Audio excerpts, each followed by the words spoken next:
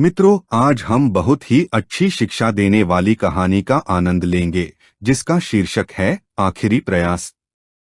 बहुत समय पहले की बात है। विक्रम सिंह नामक एक प्रतापी राजा एक दूरदराज के राज्य पर राज करते थे।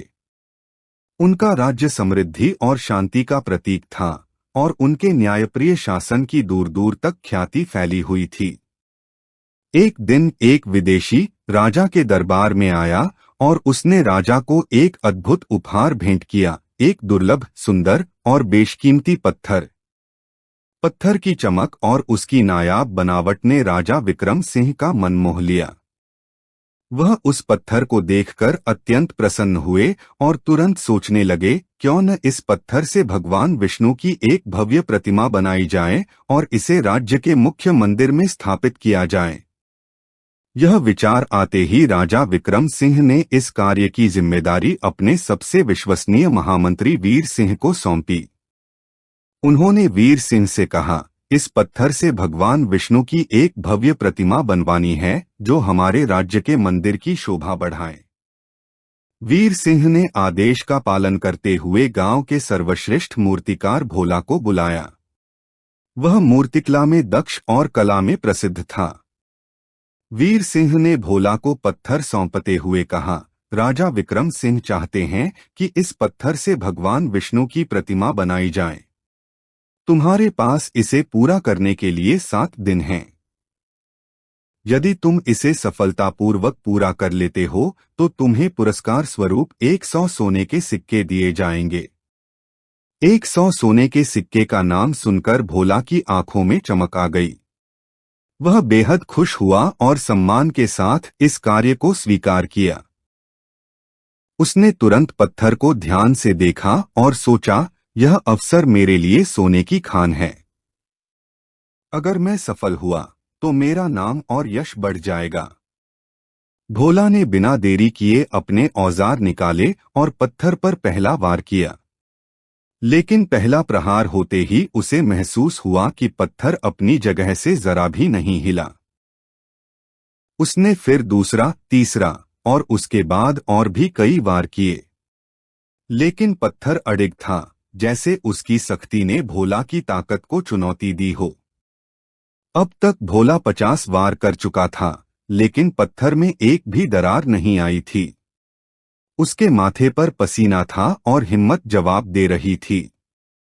वह सोचने लगा, इतने प्रयास करने के बाद भी पत्थर नहीं टूटा तो अब आगे और क्या कर पाऊंगा। 50 वारों के बाद भोला ने हथौड़ा उठाया और अंतिम बार प्रहार करने का विचार किया।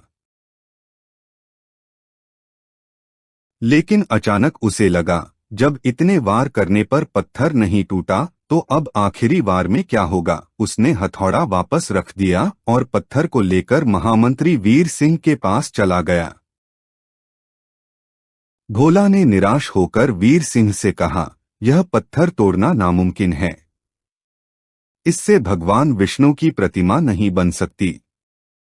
महामंत्री वीर सिंह चिंतित हो गए, क्योंकि राजा विक्रम सिंह का आदेश हर हाल में पूरा होना था। लेकिन उन्होंने हार नहीं मानी।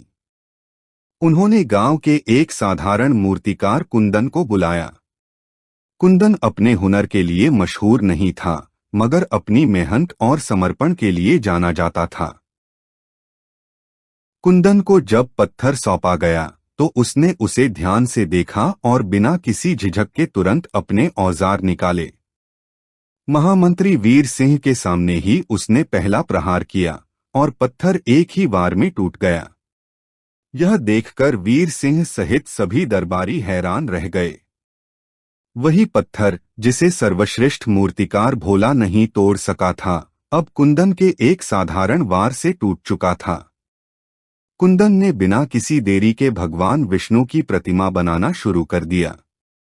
धीरे धीरे पत्थर में से एक सुंदर और भव्य प्रतिमा उभरने लगी।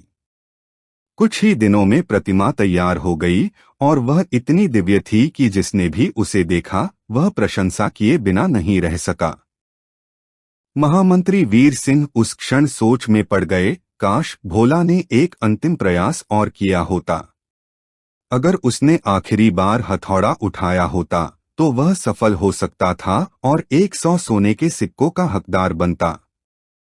कहानी की सीख।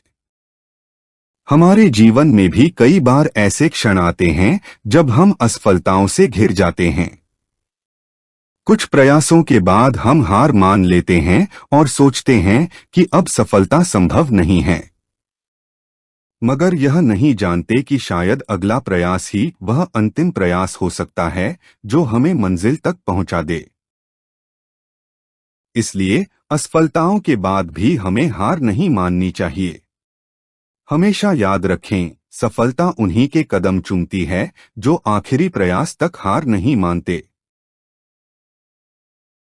मित्रों, जीवन में चाहे कितनी भी चुनौतियां आएं, हमेशा एक आखिरी प्रयास और जरूर करना चाहिए।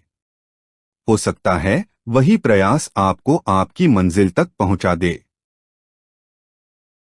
कहानी अच्छी लगी हो तो सब्सक्राइब और लाइक करें। धन्यवाद।